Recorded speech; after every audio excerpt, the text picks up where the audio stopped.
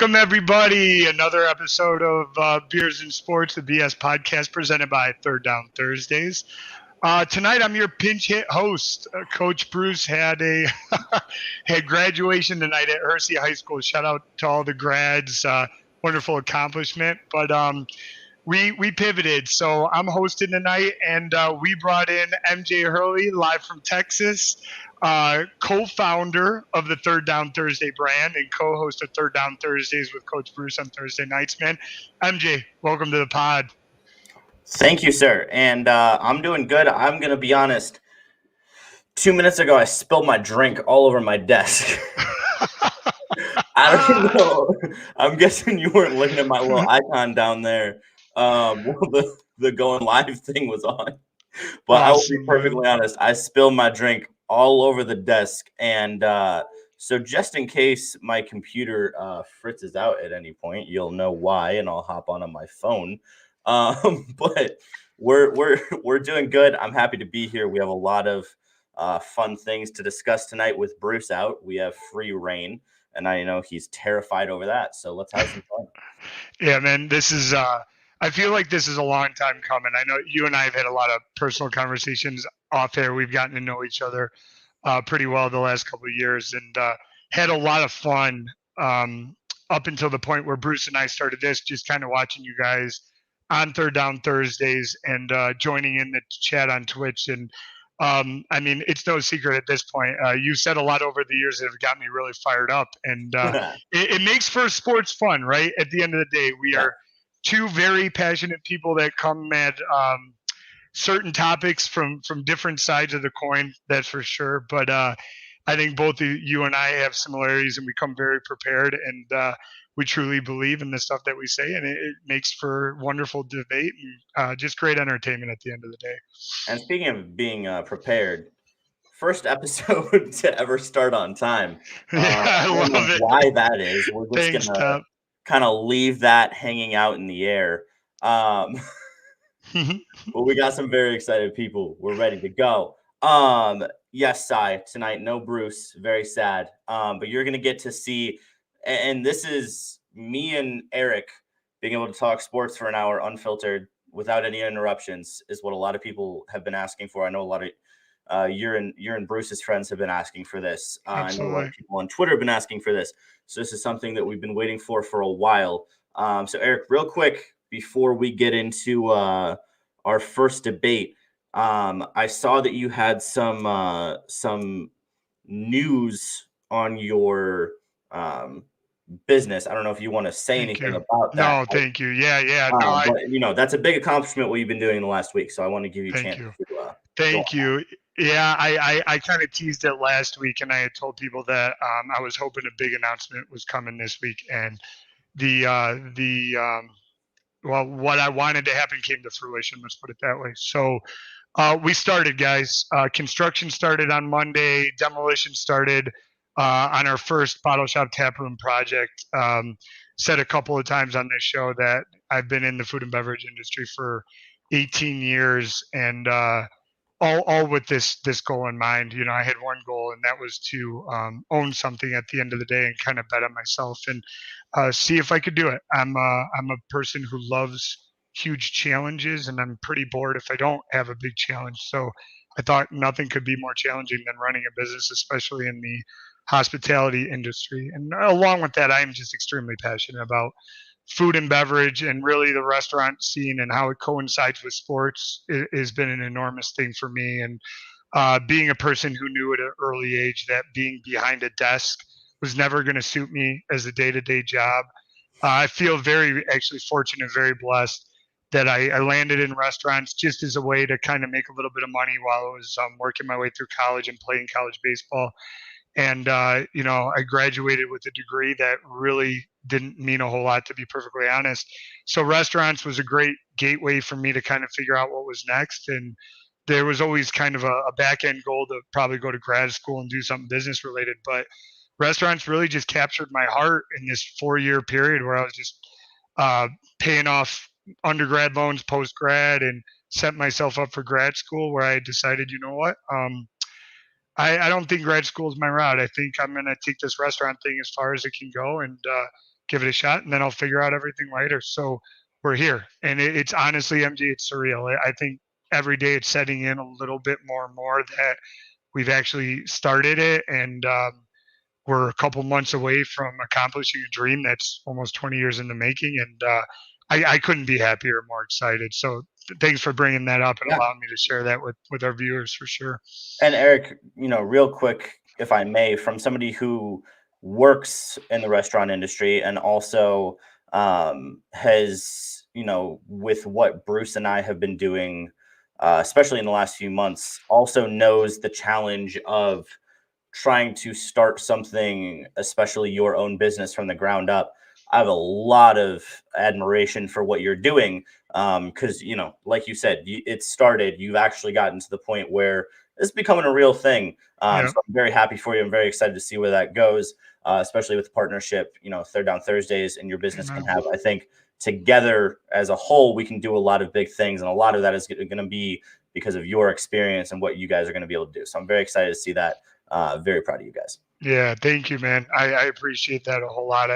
It's something that's been on my mind for a long time as you guys were kind of growing your Third Down Thursday brand, as well as watching it from afar, to be perfectly honest. I said, wow, like this could be something that could connect with what I was planning and building, because this has been about 2.5 years actually in the making since the start of this project for us.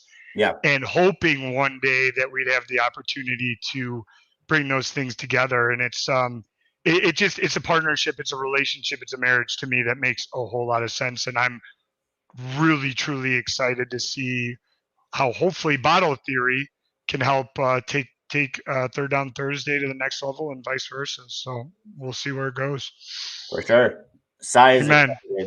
I'm excited. Thanks, Ty. We appreciate that very much, my man. Thank you. We love you, Ty. And as Warren says, this is going to be an interesting pairing tonight. So, Eric, I'm going to introduce the first thing we're going to do, and I'm going to give a little background here. So, Bruce and I, obviously, Bruce is a Bears fan. I'm a Packers fan. We go back and forth on that a lot. Bruce and I started Third Down Thursdays in April or May of 2020. And first football season that was after that was the year that the Green Bay Packers lost to the Tampa Bay Buccaneers in the NFC Championship game. That was the first year Tom Brady was in Tampa. So the first, NFL playoffs, the first Super Bowl where Bruce and I were together doing our thing, my Green Bay Packers lost to Tom Brady. And so because of that, that kind of brought up what Bruce and everybody watching Third Down Thursdays didn't inherently know, which is that I have some slight possible disdain for Tom Brady. So what we're about to do in a possible first take style, I don't even know what's going to transpire, is the debate that Eric has been wanting to have, and we've both been wanting to have for a long time. That is Aaron Rodgers versus Tom Brady. Now, I want to frame this just a little bit and real quick just give the opinion that kind of drove Eric crazy. Yeah. This is really my personal opinion. And I will say that because I do have many professional opinions. This is my personal opinion, just watching Aaron Rodgers growing up. I think that Aaron Rodgers is the most talented human being to ever touch a football. Now we're going to get into a lot of stats. We're going to get into a lot of numbers, a lot of things. That is what I'm going to start off with. I believe Aaron Rodgers is the most talented human being to ever touch a football. Now, Eric, what do you have to say about that? Well, so I think where you have gotten me in the past when you and Coach Bruce have had these debates really is it goes actually a notch up above that for me. I think you have stated very many times where you feel like the popular opinion, and I would say maybe the consensus that Tom Brady is the GOAT, is an opinion that you don't share, right? Correct. You push back on that, and you come from a place that making cases that because of Rodgers' pure talent, God-given talent, I think your overall side of the debate is there's no one more talented than Aaron Rodgers. There's never anybody who's been as talented as Rodgers. So for you to say Tom Brady is the GOAT is just a stance you can't take, because I think you come from the side of it as a pure talent alone thing. Is that correct? Yes, I think that's a fair distinction. Okay, so from the place I want to start this is I absolutely believe that Tom Brady is the greatest quarterback in the history of football ever to live. And I'm going to make my umbrella argument before we actually get into the nitty gritty for the reasons why. I think if you strip away all the accomplishments, and the accomplishments are obviously off the freaking charts, 10 Super Bowl appearances, 7 Super Bowl victories. I think he's got 3 regular season MVPs, Super Bowl MVPs. I think he's at 5. I'm just coming off the top of my head, but I think that's right.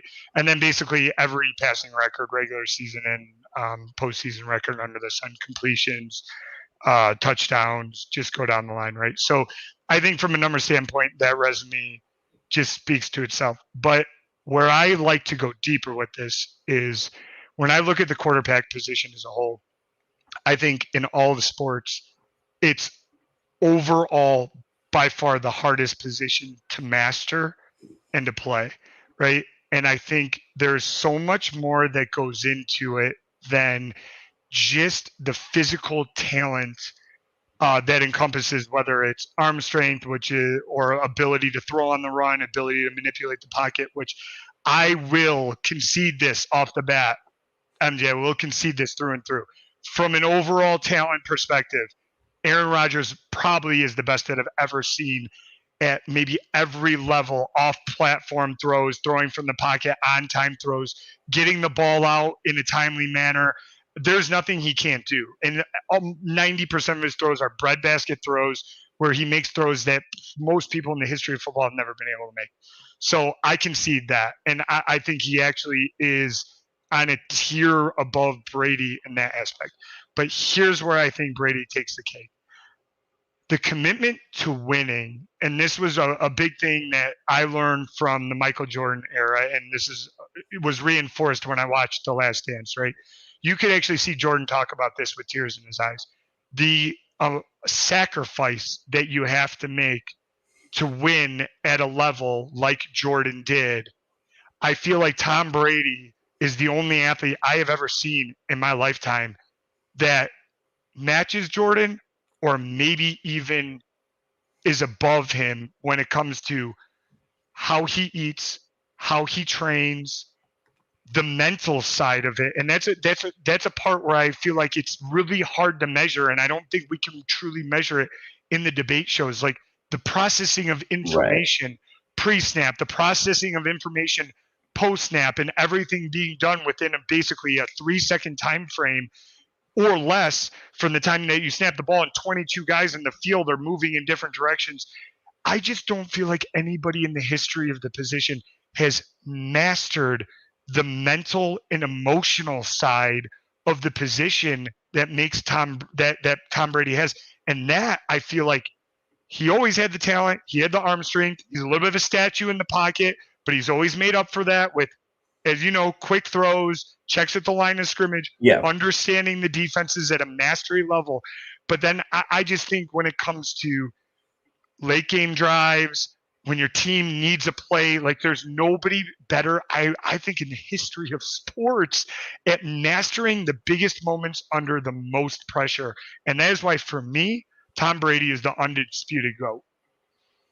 So I think, and I know for a fact that this is where I just, on every topic, not just this one, differ from you and Bruce. And I don't know why it is. And I've tried to figure it out. Maybe it's a generational thing. I don't really know. Maybe it is because you guys grew up watching Michael Jordan and kind of had that ingrained in you.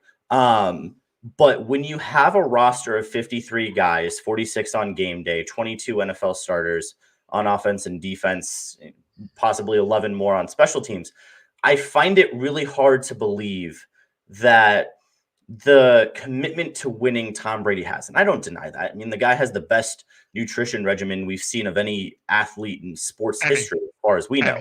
It's ridiculous. Like, I wish I had Tom Brady money so that I could spend that on my body and look just as good as he does at 44 or whatever he is.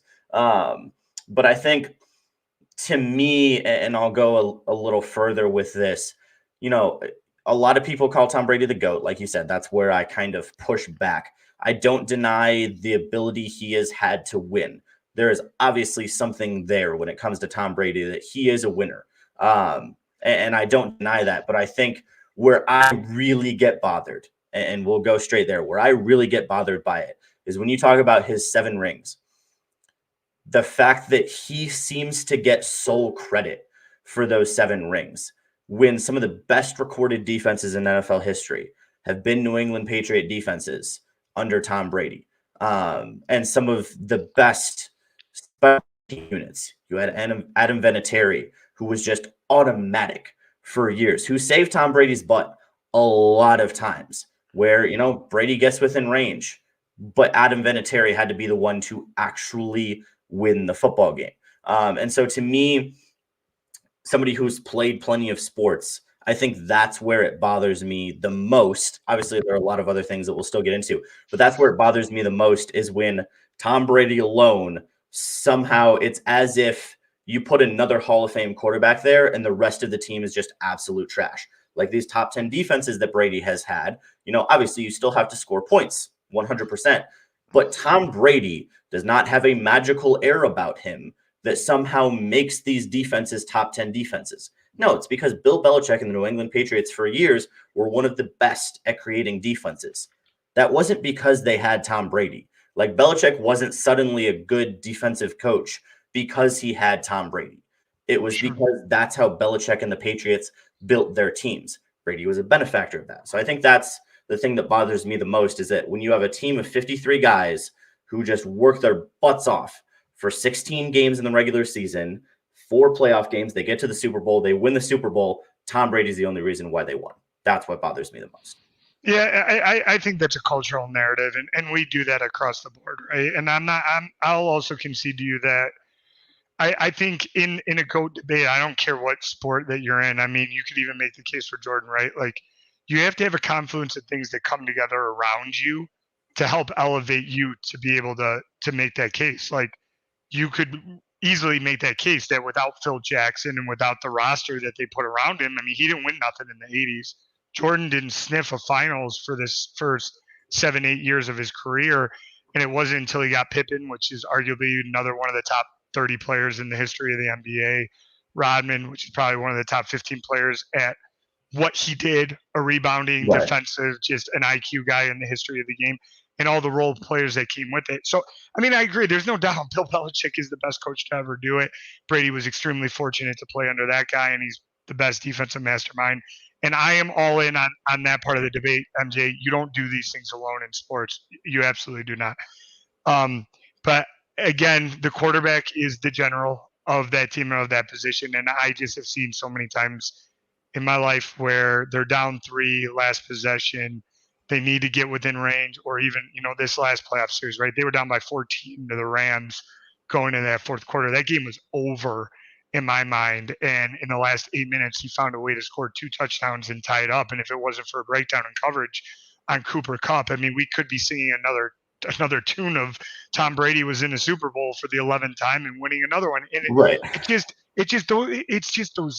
those are the moments that for me that just stick in my head. Like they had no business beating the Falcons down 27-3 going into the fourth quarter of that game. And yes, it does take a collapse on the other end to do it. It's not just Brady shows up and waves a wand and everybody collapses around him. I understand that wholeheartedly, but you want to just talk about a guy who's opportunistic. He seizes every moment. Like he makes the most of all the moments that I feel like most human beings can't, because the mental side and the stress and the pressure, and you and I both played sports, right? I will not sit up here and tell you that I never felt stress or pressure, and I never crumbled, or I never failed because the spotlight was too big. And of course, I'm doing it at a level that's nowhere near these guys that we're talking about, but it is a real thing that I don't believe we give enough credence to, because there really aren't ways through analytics to statistically measure someone's EQ, which is your emotional capacity, and just master these extremely stressful moments when your entire team, an entire city, an entire nation, an entire world is expecting you to fail or waiting for you to fail. And he just keeps doing it time after time after time. And those are the things that I give him credit for, is whenever he's been in the moment, he's taken advantage of it when it's his turn to do it. And I don't know if anybody in the history of football has done it the way that he has. That's just kind of my platform. No, and I get that, and that's fair. And I'll rip on Aaron Rodgers as much as anyone that the few times like the San Francisco 49ers game last year that so many people are using now to go after Aaron Rodgers. Like, yeah, should they have won that game? Absolutely. But also the Packers special teams was absolute trash. They've not had a above 28 ranked special teams more than twice total. They've only had 2 since 2010. Like, that's just been completely neglected. So there's things like that where just as a whole, I believe Brady has been put in a better circumstance throughout his career than Aaron Rodgers. But what I do want to get your feedback on, Eric, is now that we've kind of gone around the edges, let's get in a little bit deeper. Give me the stats, in your opinion, that make Brady better than Rodgers. Obviously, a lot because of his longevity and the fact that he's playing at 44, 45 now. Brady holds a lot of records, which I can't deny. He holds a lot of records. But if you could give me a few of your stats comparing Brady and Rodgers that bring Brady above that, and not just at the culture, at the his ability to win in those big moments. Give me the actual numbers at the quarterback position that show me why Brady's a better quarterback than Aaron Rodgers. All right. So here, I'll start here. MVP awards. He's got one more than Rodgers. He's got 5. Rodgers is 4. Okay. So I would say, I mean, that's about as close as it's going to get, but he does have one more than Rodgers does. Rodgers still has time, but I'll concede that. But right now, he's ahead in MVPs. I mean, all-time leader in every major category: touchdowns, completions.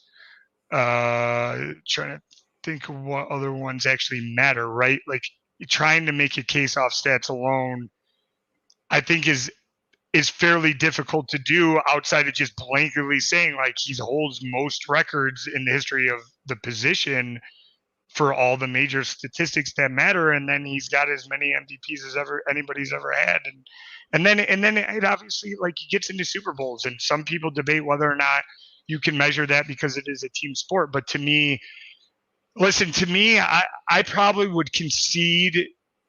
I would concede that Rodgers is, that you could make a legitimate case for Rodgers if he had more than one. I really would. I just think, and you and I went toe to toe on this on draft night. That's one of the things that bothers me the most about the whole situation over there, is just how do you have this many years of Hall of Fame quarterback play, the Packers as an organization in general, and end up with 2 Super Bowls between Favre and Aaron Rodgers. And I mean, I understand he hasn't had an opportunity to play in 10 Super Bowls the way that Brady has, but you also can't like penalize Brady for the fact that him and his teams were good enough. And if you look at the Packers, I mean, when you're 13-3, 12-4 every year until they went to a 17-game schedule, I mean, they had their opportunities. And once you get in, everything's just, a do or die, one and done. And unfortunately, he's 11-10 in playoff games. And yes, his defense is a big part of it. Yeah, 100% they are. But at the end of the day, if you are making the case that this guy is the GOAT, then my expectation would be the GOAT would be much better than one game over 500, and he would have more than one Super Bowl ring. So, I would, again, start looking to people like Montana, who had 4, and some of these other guys, because I don't know, what other measurables do we really have at the end of the day? I mean, all these guys play for is rings, really. You know what I mean? Rings and financial status. Like, what else is there? Entertainment at the end of the day. So for me, it's like, it's such an open and closed case when you just look at the totality of the numbers, that it's like no one touches them. Like, no one even comes close. So I'm going to go back again to, I still have an issue with using rings as a reason to tell me why somebody is the greatest at their position ever. Because I can give you all the numbers that I told you in our pre-show. Rodgers has had 2 total top 10 defenses in his career. Brady's had 14. Brady's had 3 since he turned 42. And Rodgers has had 2 in his entire career. And so Rodgers so many times has had to win playoff games where his defense gave up 30 plus points. You want to know how many times Brady has had a defense in the playoffs give up 30 plus points? I believe it's 2 total. And he lost those games. Brady has won games where he's won playoff games. He's won Super Bowls where he didn't even score 20 points. And so you're giving Brady the credit for all-time defensive performances. You're giving Brady the credit for all-time defenses throughout seasons. Yes, he's done a lot on the offensive end, but Aaron Rodgers has the top 3 seasons in NFL history statistics-wise in terms of touchdown to interception ratio, in terms of total pass attempts to interceptions, in terms of passing yards to interceptions. Aaron Rodgers throws the football better than anyone in NFL history. So if you want to debate quarterbacks, Aaron Rodgers is a better thrower of the football. And I understand that you give more to it, but at a base level, that's what the quarterback is. They run the offense, they throw the football. And if you want somebody who can take care of the football and throw an incredible amount of touchdowns and throw for almost 4,000 yards every single year, Aaron Rodgers does that. Like you said, he can do things with the football that Brady could never even dream of. So yes, leadership is important, but if there was a really good running back that had incredible leadership, you wouldn't give him credit just for winning a Super Bowl when they had an incredible defense. You give credit to Tom Brady because he's the quarterback, because he's the person that the media looks at and says, he's the guy. Tom Brady is a good leader, no doubt. Any quarterback is probably a good leader if you get to the NFL at the quarterback position. But to say that Tom Brady, to use rings in a team sport, again, where there's 53 guys on the roster, 11 guys on offense, it's incredibly disrespectful, in my opinion, to everybody else on that team who put so much time and effort into winning those rings. Again, I'll go back to the Rams Super Bowl. Tom Brady didn't even score 15 points in that Super Bowl. He got a ring, of course. He was the world champion. But Tom Brady was not the sole reason that they won that Super Bowl. It's because they held down a Rams offense that nobody had ever even understood or seen before. Bill Belichick destroyed Sean McVay. Bill Belichick is the one who won that Super Bowl. Not Tom Bill Belichick is the reason why Jared Goff isn't there anymore. Exactly. So I just have a really big issue using rings, MVPs. Yes, those are quantifiers of how good somebody's been throughout their entire career. Incredible accomplishments, nonetheless. But to not use we have really good advanced stats now. And the majority of advanced stats say that when it comes down to throwing the football, Aaron Rodgers is better than Tom Brady. Again, so then let me ask you this. What are you measuring it on? Are you measuring this debate on statistics? Is that what your kind of platform or where the foundation of your platform lies? Or are you saying it's an eye test thing for you where you just have never seen a talent like his, and because you've never seen a talent like his, you are making the case that he's better than every quarterback that's ever played before him? Because how else, like, if you take away Jordan's rings, right, going back to this, because I mean, outside of the new generation, the LeBron generation, I don't know where you stand on that, but like, it was universally accepted until probably the last 5 to 8 years that Jordan was the GOAT, and the whole argument was centered around 6 for 6 in the rings, 6 finals MVPs, and then, finish third all time in scoring, just go down the line. And it was just, statistically, it was just so hard to argue. It was so off the charts what he did. But, Bill Russell had 10 rings. Like, there are all kinds of nitpicking that you could do, but a lot of the people just looked at it as like 6 for 6. No one's ever seen that before. No one's ever seen 6 MVPs. And he basically did something for the game that nobody had ever done. He basically took it from a national game to a global game and rose the popularity in a way that we've never seen before. So I'm just trying to I look at Brady through that same lens of just, you want to talk about accomplishments, you want to talk about like achieving everything you could ever imagine one player achieving at that position and, doing it way past anybody's expectations, playing the position at elite level 45, having your all-time passing yard season at last year at 44 years old when you threw for 5,300 yards. Like, the longevity is incredible. The statistics are incredible. The Super Bowl rings are incredible. So the only thing I'm going to concede in the whole argument is physically not as gifted as Rodgers. I completely agree with you on that. I struggle with less is more because I think they both have done more with less. Sorry, I'll put it that way. Yeah. I until Randy Moss showed up, I really didn't ever believe Brady had a true number one or receiver of consequence that was going to go down as an All-Pro or borderline Hall of Fame or anything like that. And I know outside of what maybe Jennings did Rodgers have Driver at the back end of his career? Yeah, barely. The front end of his career. Yeah, okay. But really, Jennings and Devontae Adams, right? Yeah. Jordy Nelson, right? So maybe he's had 3 number one receivers in his entire career. I just look at the body of work, and I all the boxes for me that you could possibly check. Do you elevate your team? Yep. Do you come up in big moments? Yep. Do you put up the stats?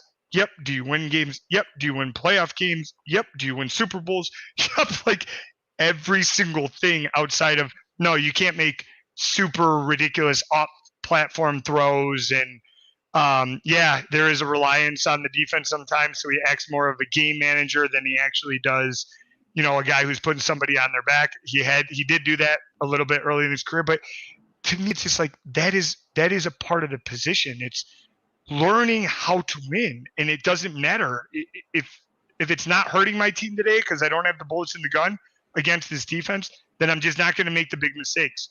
Or if it's, hey, we have to win in a shootout today because the other offense is so good, I can win in a shootout. It's just there's nothing that he hasn't done in a winning level. Like I just have always looked at it, it's like, okay, well, his biggest issue is he doesn't have a whole lot of mobility. Like that can't bother me that much and discredit him from being the best all time. I just don't know what other measuring tools we have. Well, I think it's interesting you brought up Jordan because there are 2 huge differences. One, Jordan won 6 championships in 8 years. That's ridiculous. Nobody's ever really done that in the history of sports other than Bill Russell, who was just a dominant, ridiculous, and I think should get brought up in NBA GOAT discussions more often. Number 2, you can still say with Michael Jordan, even if you take away the rings, Michael Jordan was the best pure scorer to ever touch a basketball. If you needed somebody to go get a bucket, and I had to pick somebody to go get a bucket throughout NBA history, 1960 to 2022, I pick Michael Jordan. LeBron has more rebounds and assists. That's half because of size, half because of style of play. He really had to be the point guard in Cleveland when he got drafted because the team was trash. So he was the only one who they trusted to touch the basketball, and that kind of shaped him. Michael Jordan also played both ends. He played offense and defense. You want to know what? He was one of the greatest defensive players ever. Yeah, still, I think he was a 10-team. I think he was a 10-time all defensive first or second team. So you know what Michael Jordan did that Tom Brady doesn't? Michael Jordan played defense. So if they held the other team to a ridiculously low amount of points, you know what? It was probably because of MJ. So that's the biggest difference. So I really don't see that comparison whatsoever. Again, you can compare the attitudes, the winning mentality, but honestly, in the spirit of our show, I call BS because I think if you're talking about the greatest to ever play a position, you have to look at the numbers that have been designated at that position. And yes, careers are skewed a little bit because Brady started a good 10 years before Rodgers. So yes, he's going to have more. And I can't deny the fact that he holds an incredible amount of records. He's done amazing at the longevity, playing at a high level for a very long time. But to use rings, to use MVPs, to use this weird culture winning attitude thing that you and Bruce are just so attached to with the winning moments, I just don't see that as a reason that somebody is the greatest to ever touch a football at their position. I'm still going to go back to the ridiculous numbers that Rodgers has put up that Brady couldn't even imagine putting up. 3 of the seasons Rodgers has won MVP. He's thrown 45 plus touchdowns with 5 or fewer interceptions. Brady's never even sniffed that. So I'm just looking at it. I think the difference in my mind between you and Bruce is when I think greatest of all time quarterback, my mind doesn't go to who's won the most rings. My mind doesn't go to who's won the most MVPs. I don't care about that. I think who's the greatest quarterback ever. And I still think eye test and statistically, Aaron Rodgers beats Brady in both of those.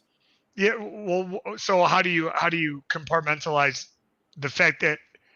So I looked up his stats for his career playoff stats, and they're definitely good. They're definitely elite. Rodgers, who I'm referring to now, but I don't think that they mirror who he's been as a regular season quarterback. I do think that there has been a little bit of fall off for him at his standards once he gets into the playoffs, where the statistics aren't as gaudy and they don't scream what you're referring to, which is some of these regular seasons that he's had. And you know what? I'm also going to push back on this too, because this really bothers me about Rodgers. The last at least 2 seasons where McCarthy was there, the guy was like a mid-level quarterback, and everybody's trying to figure out what the hell happened to this guy, and is he declining way sooner than what we expected him to in going into his mid-30s, right? Because what prompted them to draft Jordan Love? Like, what? Okay, so then how?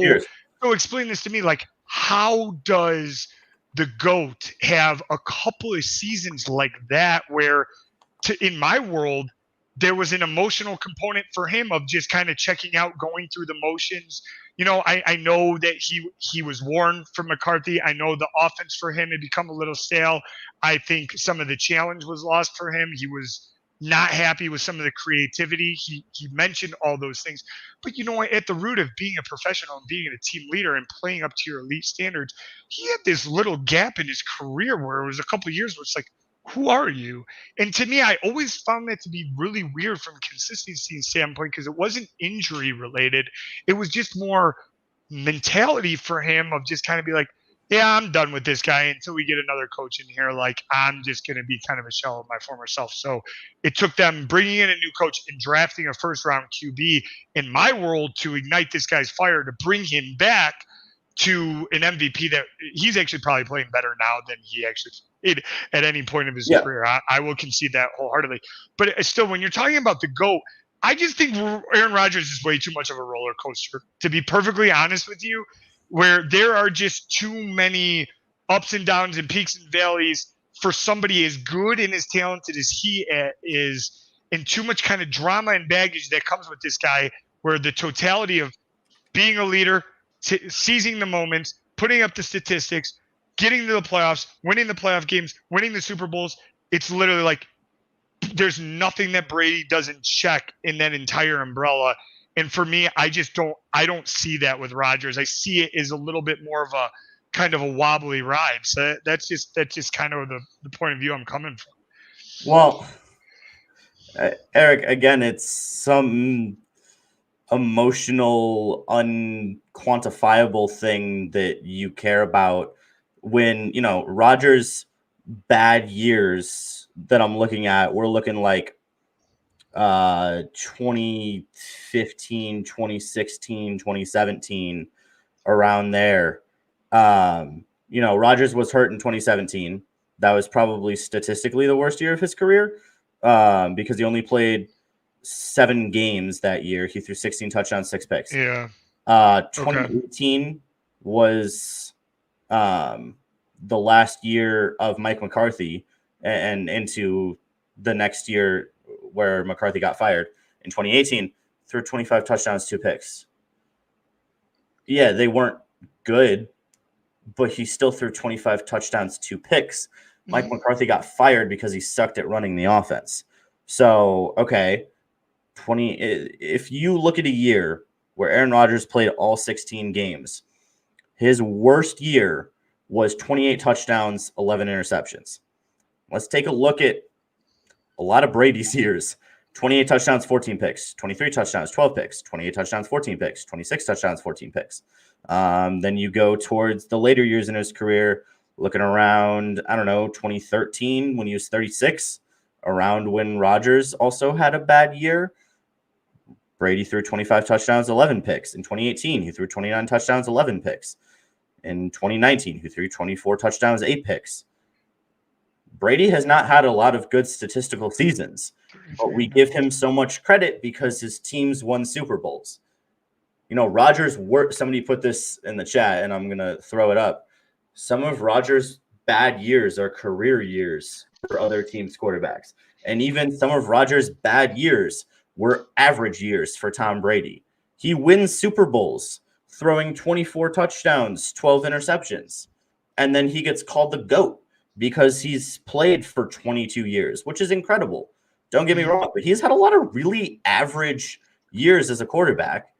He throws for a lot of yards and then has an incredible defense and wins Super Bowls.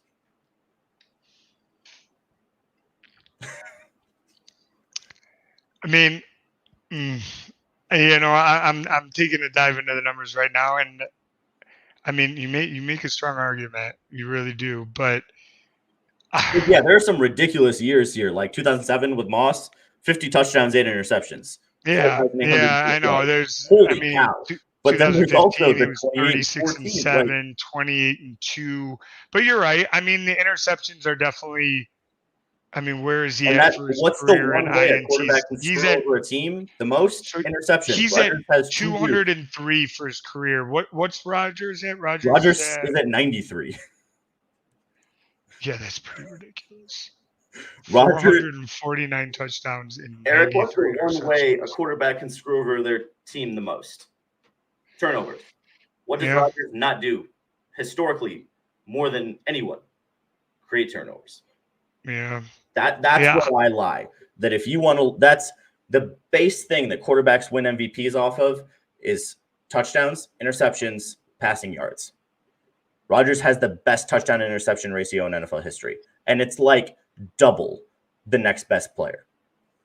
Yeah, it is. I mean, I will concede that it is ridiculous to think that he hasn't even thrown 100 picks in his career in a regular season yet. Is pretty absurd. So how many more years has Brady played than him? Rodgers has played. It looks like 16 years. Yeah, now. Rodgers played 16, and Brady's at 20. He's only been a starter for 13. So he started starting in 2008. Yep. So he's been a starter for 13 years. 2 of those years he didn't play all 16. So if you want to look at full years, he has 11. Brady has 20. So if you want to talk about why Brady has a bunch more passing yards, well, yeah, he's played for double the years. He has 84,000 in half of the years. Rodgers has 55,000. Yeah, so he's probably Brady has started from 01, let's say, to 22, so 21 years. So we're saying Rodgers started how many? 13 years? Yeah, 13. But if you take out 2, they were both injured for 2 of those years, the majority of them. So if you take out essentially 2 of those years for each, Brady has 20 full seasons and Rodgers has 11 as starter. Yeah, the numbers, I mean, yeah, it's hard to argue with the regular season numbers. It really is. Yeah. And so because you would assume, I mean, Brady's at 624, or sorry, how many touchdowns has he got? He's got, 624 touchdowns, Rodgers 203 interceptions. Yeah, you'd imagine if Rodgers played 8 more years, he'd be right up here too. I think a huge part, and I myself, part of Rodgers.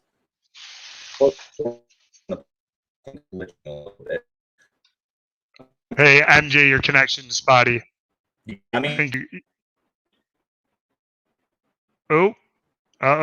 I think this debate has gone on for far too long. I think his internet's crapping out on us. MJ, can you stabilize it? All right. Well, guys, until MJ gets his connection back, I'm gonna be honest. MJ is making some compelling points right now. We still come from this argument from 2 sides of the coin. I'm sorry. I just think the challenge, the ultimate goal of winning Super Bowls, winning championships. I mean, you can say it's a cultural thing, but I mean, any organization in professional sports and any of the 4 major professional sports will tell you that's their goal at the end of the day. And will tell you, especially the great ones, that their measuring stick is to get to championships and to win championships. And I think if you use that by that alone, I guess some people will debate um, whether or not that will make you the GOAT. That is definitely seems like the foundation for MJ's argument. We got you back? I think so. All right, cool. We'll see. Cool.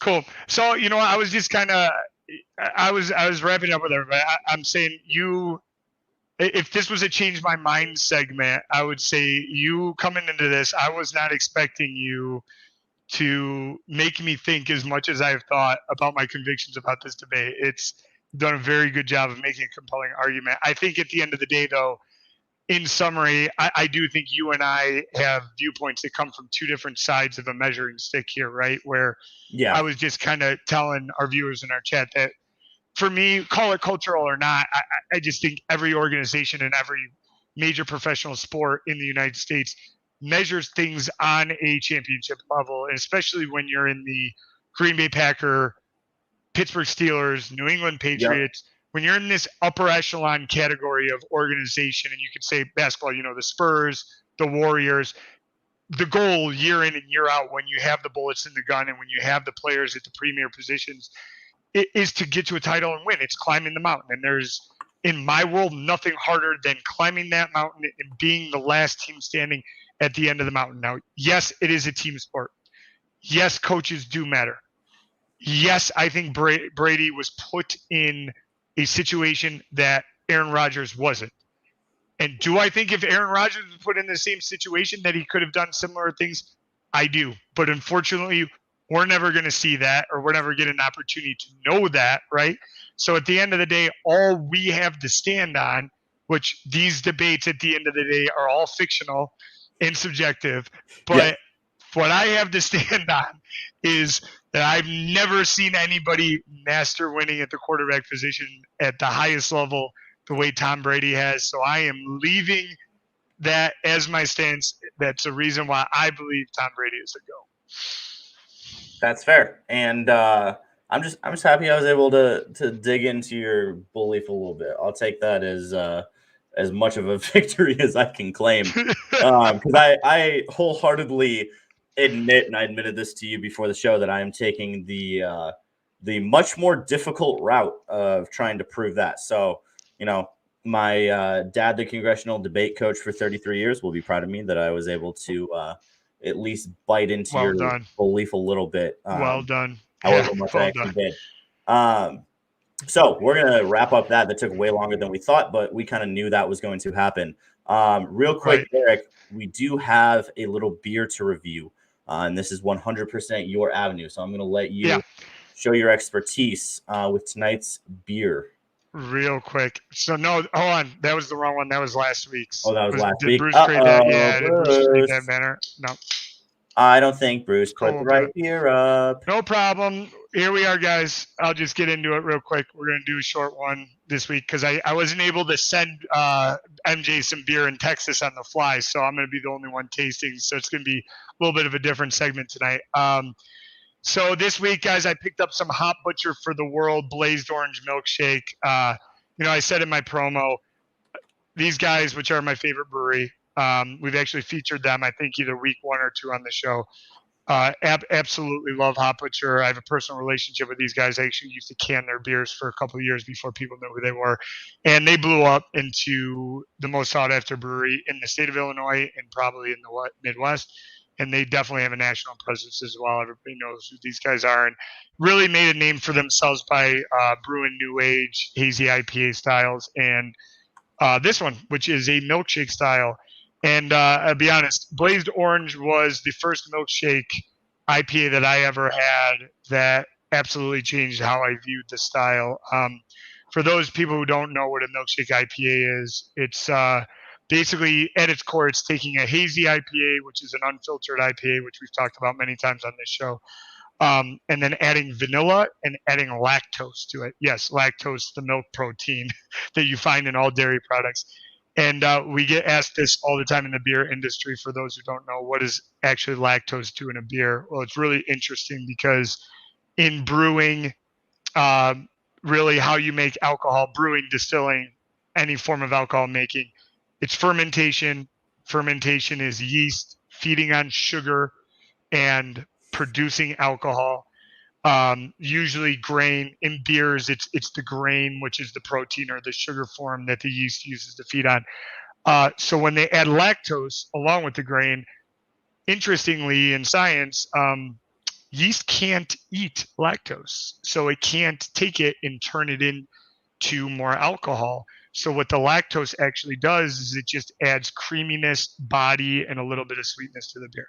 So most breweries in America are making versions of milkshake IPAs now. They're very introductory beers, so if you're not really big into craft beer yet, I highly, highly suggest trying a milkshake IPA of some form, because most people like sugar, most people like milkshakes, and that's exactly what they're trying to reproduce. And these are just adult milkshakes in booze form. Now, this one, one of the reasons why I like this one so much is because I don't know how you were on this growing up, MJ, but I was a big fan of Dreamsicles. Oh, that yeah. was kind of one of my childhood pleasures. And in this beer, they actually just tried to recreate a Dreamsicle. So they threw orange, vanilla, and lactose into a hazy IPA, and they created this big one. And I actually have a blazed orange glass. This is how much of a I nerd love I that. am. Yeah, so this is a thing. Like, they release this a couple times a year, max. I think 2 times a year. I'd have to go back and check the accuracy, but I think it's only 2 times a year. And every time they release this, people go absolutely crazy for it. It's one of the more iconic beers in the Chicagoland craft beer scene. So, literally a dreamsicle in a can. So I'm just gonna remind myself of it because I haven't had it in probably like 6 months. Orange and vanilla right off the nose. So when it comes to this style too, I'll just kind of close with this. I talk about this every week. For me, what makes beers, or what makes the art form of brewing magical, is when a brewer can balance all the ingredients and he can create a well-rounded beer. Because there are a lot of actually milkshake style IPAs out there that are so overdone, in my opinion. Yeah. They leave you with no feeling of drinking a beer. You literally just thought you drank a sugar beverage or just a Right. straight up sugary fermented beverage. And I actually don't appreciate those as much because I still want to know I'm drinking a beer. I think the beauty in the style, when it is done correctly, is you will get the beer elements that remind you at the core, this is yeast, hops, grain, and water. That's what a beer is, right? Right. And what I have always thought that Hop Butcher has done so beautifully, it's one of the biggest reasons why they became my favorite brewery, is just across the board with all their styles. They just balance them out so perfectly. So yes, the orange, vanilla, and lactose are definitely there, but they are very subtle and well blended, and it's got a little bit of a hop profile, which means a little bit of bitterness on the back end of the palate, and enough to remind you this is a beer at the end of the day. So it's just beautifully done, and I get excited as hell every time that it comes out. And I was grateful that I was able to grab a 4-pack and be able to feature it on the show this week. I love that. All I have, the drink that I have spilled, is a red, white, and blue Smirnoff. That's all I had in my fridge. This is what I. So those milkshakes that I was alluding to that don't taste like beer, they taste like those kind of beverages. It tastes like a Smirnoff. Sugar bombs. That's hilarious. I love it. So Eric, last thing I want to go over. I want like 60 seconds of each of us so that we can get to our cheers and chug, because I still want to keep that going. I think we can save that MLB one for another day, because that one's not going anywhere. This is, however, real quick, Eric, can Luka Doncic and the Dallas Mavericks, who start their series against the Warriors here in like 5 minutes, can they knock off the Golden State Warriors? MJ, I can't believe I'm saying this. I think they can. I think he can. Do I think they will? No, I don't. I see this as maybe it's way too early in the segment to do predictions, but I'm just going to throw it out there. Yeah. I see this as a 4-2 series. I do see the Warriors winning it. I think the overall top end talent of the Warriors is going to be a little bit overwhelming for the Mavericks. I just think there are enough options that Steve Kerr has to go to as far as bullets in the gun, firepower. When you're talking about Klay rounding into form, when you're obviously talking about Steph Curry, the best shooter that God ever created, and then any day Jordan Poole or Andrew Wiggins or even somebody like Kuminga can come in and drop a performance on you that's a 15 to 25 point per game performance that can really help and elevate a team to just be who they are. I mean, they're just winners. They know how to win. They have the veteran presence. I will say this, MJ, watching that series, the Warriors series, I know you're a big Warriors guy, and truthfully, I have been too for a while now. Watching them against Memphis was a little eye-opening for me because I do feel like the Warriors have lost a set. I do. And I think it was Dylan Brooks who said something about they're older. And I thought there was a lot of accuracy in the comment just because when Ja went down, right, I really figured, this series is over. And it was. But Memphis was way more competitive and made those games way tighter and made the Warriors work way harder than I ever imagined to. Some is speaking to the young talent of Memphis. They got a really good thing going down there. But at the same time, I do think that you are seeing a little bit of father time kind of catching up to this Warriors core. Yeah. So I do think that will play a little bit of a role. And I do think as well, when you want to talk about Luka, just kind of bringing it back to your original question and whether or not Luka could do this. I am stunned that they got past the Suns. I am absolutely stunned. And it really does speak to Luka's greatness because he was the one that really put the team on the back and let him over the top. Now, I will say Brunson and Dinwiddie came along very nicely and gave him a number 2 and a number 3 options I don't know if he's ever had since he's been in the NBA. So it does make them formidable. It does. But overall, I don't think Luka's greatness is so superior to what anything else the Warriors has faced where he's going to be able to win a 7-game series against this. I just don't. So that's my take, and I can't wait to hear your take on it. I think, and I really wish we'll have to do this again and honestly get Bruce to moderate so that we shut up at some point.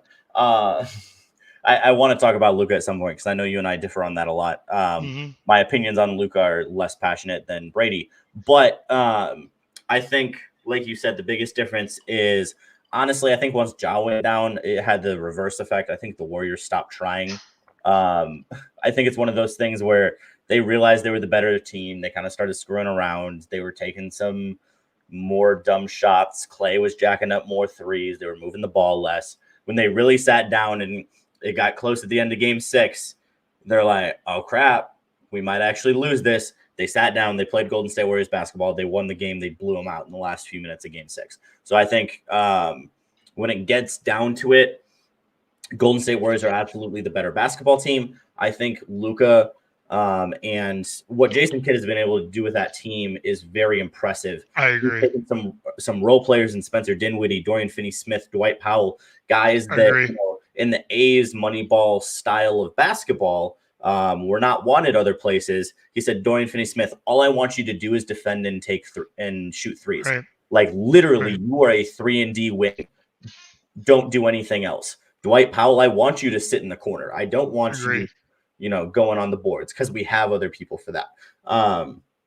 So I think the system he's been able to implement, they're going to be challenging the Warriors and challenging the West for a long time. I just don't think in Luka's first time coming out of the first round that he's going to be able to take down a team that from top to bottom is just better at almost every single position than the Mavs. I'm really excited what the Mavs can do. I have a couple buddies, Jacob Westendorf on Twitter, my guy at Game On Wisconsin, that is a huge Mavs fan.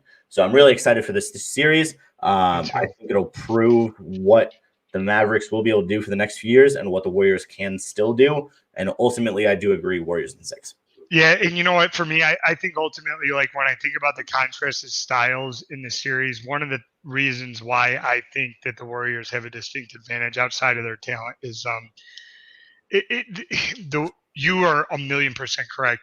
Jason Kidd has done a masterful job of transforming these teams, and I would say maybe from the 40% to halfway point till now of the regular season till now, they are a completely different basketball team. That trade for Kristaps Porzingis for Dinwiddie, which really looked like nothing but a dump of two guys in bad situations, turned out to be a game changer for the Mavs. But I think when you look at the style, and really the style with the Mavs is actually very similar to what the Rockets were doing with Harden for a very long time. Maybe with a couple, and maybe with a couple more ball handlers, right, with Brunson and Dinwiddie. So you might have a couple more options, but everything is really isolation based and matchup based. And for me, the Warriors have the ultimate equalizer for that system. And really, in my world, in this NBA, if anybody is equipped to guard Luka Doncic right now, it's Draymond Green. And I think Draymond Green is going to be an enormous problem for him, because so much of what Luka does is strength. And that really is. He uses his size to leverage into high percentage shots that he can make from any area of the court. He ain't going to be able to push Draymond around for an entire series. So I know that based off volume, Luka's going to get his. He's going to get his 25 to 35 every night. But the difference is watch. It's going to be the efficiency. And Draymond is going to force him into 9 for 30 shooting nights or 7 for 24 shooting nights. And it's going to make him work for every bucket he gets. And I think over the course of the series, I don't think Luka is enough to carry. I don't think his number 2 and number 3 options are going to be able to get it done against this Warrior team. So I think the Warriors are absolutely going to advance. So with that, we're going to go to our cheers of the week, Eric. I will let you go first, because yours is tied into this, and then mine is tied into your cheers. So go ahead. Sorry. No, you go for it. Am I ready? Okay. Yep. So my cheers for the week goes out to this Cubs rookie who came up yesterday. I think it's Chris Morel. I know his last name is Morel. I've been doing my homework on him the last couple of days. Looks like he's got some legitimate future, some legitimate upside. So I'm kind of excited to see him develop as a player. But he had a walk-off home run last night in a very meaningless game, to be honest. Sorry, not a walk-off, my fault. His first major league at bat, he hit a home run. The first Cubs player to do that since Wilson Contreras, I think in 2015 or 2016. But the reason I picked that as my cheers of the week is because as a Cubs fan, right, I know they're going nowhere. I know these games are meaningless. I know it's the Pittsburgh Pirates, right? But this is why we are fans, and this is why we love sports, right?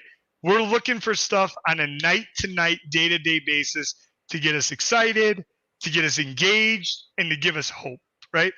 And I just felt like it was just such a special moment to see a guy in a 6-0 ball game in his first major league at bat after he apparently called his shot. I guess that's the folklore now, is he told Wilson Contreras, I think, and Ian Happ before that at bat that he was going to go yard.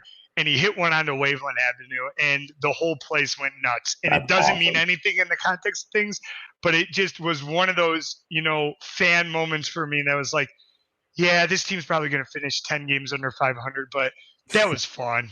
And that was really exciting. And it gives me some hope for the Cubs' future. So cheers to Chris Morel. It's an amazing accomplishment to hit a home run in your first major league at bat at Wrigley Field. So cheers to you, my friend. My cheers of the week, first time doing it, is to the Orlando Magic, who got the number 1 pick in the NBA draft last night. So a lot of basketball for us to end out the show. I just really like the Magic. I think this is the first time they got the number 1 pick since they drafted Dwight Howard. And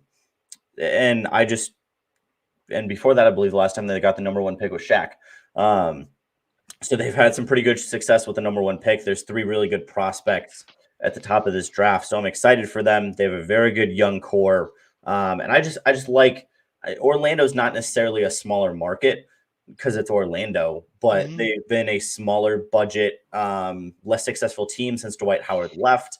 So I'm really excited to see what that young core can do. They've already got some very good players, Mo Bamba, Wagner, Markelle Fultz, among others. So I'm excited what a Jalen Suggs, Wendell Carter Jr. I mean, I agree with you. Exactly. They've got an exciting Franz. I'm excited. So I'm really excited to see what that team can do. And even though I am a Warriors fan, I do like seeing parity in the NBA, contrary to popular opinion. So if I can see another good Eastern Conference team I honestly think I'm going to say maybe 2025, we see the Orlando Magic make a run. Maybe 2024, 2025. So you're saying in 2024, 2025, you think they're going to be contenders? Yes, I do. Yeah, I like him too. Jonathan Isaac is another name we didn't mention because he was out all year. So do I. So yeah, I agree with you, MJ. I think that was a great one. When you texted me that earlier, I was like, yeah, man, I'm all in on that because I watched a lot more Magic basketball this year than I probably should ever admit, just because the young core was intriguing. Yeah, and they're fun. I really, this is one reason why I do watch the NBA. I'm just a junkie at my core. I will watch anything. Right. I watch Summer League. I just love basketball that much. But I always love finding these young rosters that have a lot of pieces and wondering, like, are they going to be the next up and coming? And I think it makes it really interesting. And I agree, getting the number 1 pick, especially in this draft, because I think this draft is going to be pretty good. They really have a shot to solidify themselves as contenders for the next 3 years. So I agree. I think that's a great one, man. Okay, so transitioning to the chug of the week, which for those who don't know, our chug is has a negative connotation to it, right? So we kind of chug to something that we feel is not good or negative in sports. And mine this week is the Phoenix freaking Suns, man. Listen, like, to me, I'm still trying to wrap my head around this. I really am. I understand. I'm 100% behind Luka's greatness. I'm an enormous fan. We've already kind of touched on our feelings on the Dallas Mavericks. I think they've overachieved according to their talent. But you were the number 1 seed. You were 2 games away from winning an NBA Finals last year. You, by far, had the better team. You had home court advantage, and you had 2 chances to close out this series, and you got cocky. And to me, that is where the chug comes in. I'm sorry, but Booker and Chris Paul, you are the leaders of this team, and those last 2 games, your press conferences, your appearances in the media, just your overall body languages on the court, and you guys did not show up those last 2 games, and that was just utterly disappointing to me because I honestly wanted to see a Phoenix Warriors Western Conference Finals. I thought that was going to be fun as hell. I also have been an enormous Chris Paul fan, and nobody, I feel like, that I know has wanted him to get a ring more than me, just because I've thought he's been a consummate pro. He's been one of the most underrated superstars of our lifetime. He's an absolute Hall of Famer. And for you to get cocky at 37 years old, bro, and you don't have a ring under your belt, and to lose before the Western Conference Finals, man, you earned this. And that was a massive, massive disappointment, man. And I'm sorry, but that might be one of the worst sports things I see all year. So my chug of the week goes to the Phoenix freaking Suns. Get your act together. Yeah, and Eric, I agree everything with you said, and that ties perfectly into mine, which is just on the other side of the NBA. Milwaukee Bucks basically did the same thing. They were up 3-2, and with the current, I'll say it, best basketball player on the face of the earth in Giannis Antetokounmpo, I understand Chris Middleton is out. I understand. I want to say George Hill had they had a few injuries across that team. They did. But the entire concept behind being the best basketball player in the world is when it gets down to it, Giannis should just be able to put his head down, go to the basket because he's stronger and better than everybody else. They weren't able to do that. I give all the props in the world to the Celtics. They played a very good series. I mean, it took a historic 3-point performance in game 7, I believe, right? Yeah. Celtics to beat the Bucks. So I understand that. But again, same concept applies. When you're up 3-2 and one of those final games is at home, you have to be able to win that game. If you can't close out at home, then what's the point of home court advantage? What's the point of playing at home? Yeah. You need to be able to do that. And again, just my Wisconsin ties, seeing the Bucks win last year. Sure. Obviously, it's really hard to repeat in the NBA for good reason, but they should have won that series. And I really wanted to see Bucks Heat because I think those teams match together very well. Heat Celtics should still be a good series. But Giannis, you should have won that series, my guy. You know what? So and you know what? To piggyback on you too, MJ. So Reddick was talking about this. JJ was talking about this on First Take today, and he said something to me that was absolutely telling. There was a flaw in Milwaukee's game plan because he was talking about that game 7. So what is it? Grant Williams, right? Grant Williams, I think 7 for 18 from 3 that game.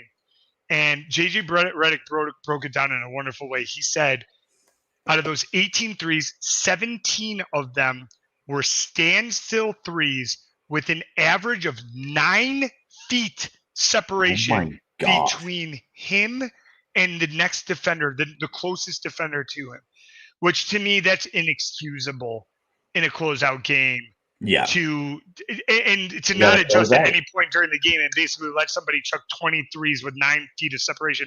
A guy who shot 41% from 3 in the regular season, who's shooting 41% from 3 in the postseason. I think it is a failure on the Bucks' part, and I am all for you, and I will join you in that chug of the week.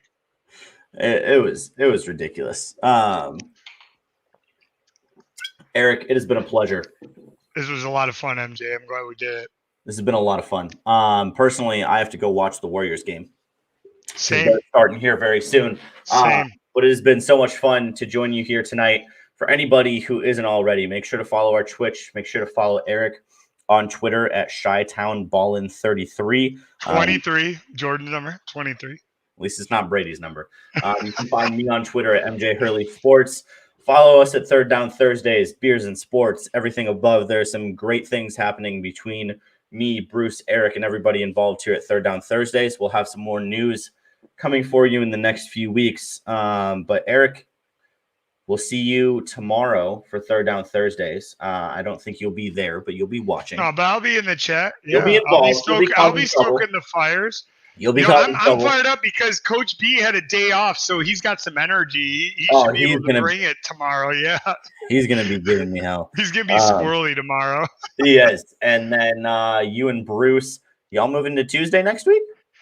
I think that's the plan. Okay. Guys, just bear with us right now. We're in the talks of moving it to Tuesday night. We think Tuesday night might be a better night for most people as far as conflicts and just stuff going on. And we think it might help our viewership. But on top of it, I'm building a restaurant right now. So this might be a week-to-week thing until we get some stability in the restaurant. So